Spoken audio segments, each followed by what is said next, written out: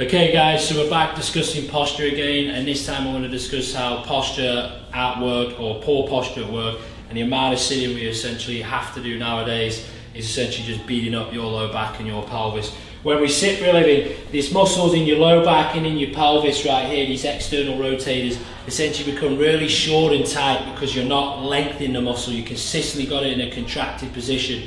And what happens is when all this tissue in your low back and your pelvis gets super tight, it doesn't allow the joint to move efficiently. So we get pain in our low back, pain in our pelvis. So if you're suffering with pain in your low back and your pelvis, I want you to invest in a lacrosse ball. Super cheap, get it from any retailer, any online, and you're going to find a wall at home, in the gym, and at work. So Suzanne, stand up for me. So a lacrosse ball, all we're going to do, you're going to take this lacrosse ball, nice and rubbery, you're going to contact this portion of your hip right here, right in these external rotators, and you're going to find a wall, and then you're just going to load into that. And I want Suzanne, I want you to find a trigger point for me.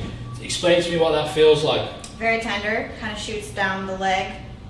Yeah, exactly. So if you're finding those trigger points, those tender spots, I want you to spend 2 to 3 minutes on the wall, manipulating that tissue, just slowly breaking it down. That's going to break down that adhesion, it's going to improve tissue health, and obviously as we go through some stretches and some stability work, we're going to essentially restore function to that joint, and we're going to correct your low back pain and your hip pain. So if you're suffering with low back or hip pain and you sit for a living, try this exercise for me a couple of times a day, every day of the week, 2 to 3 minutes. Hopefully that helps. We'll see you on the next one.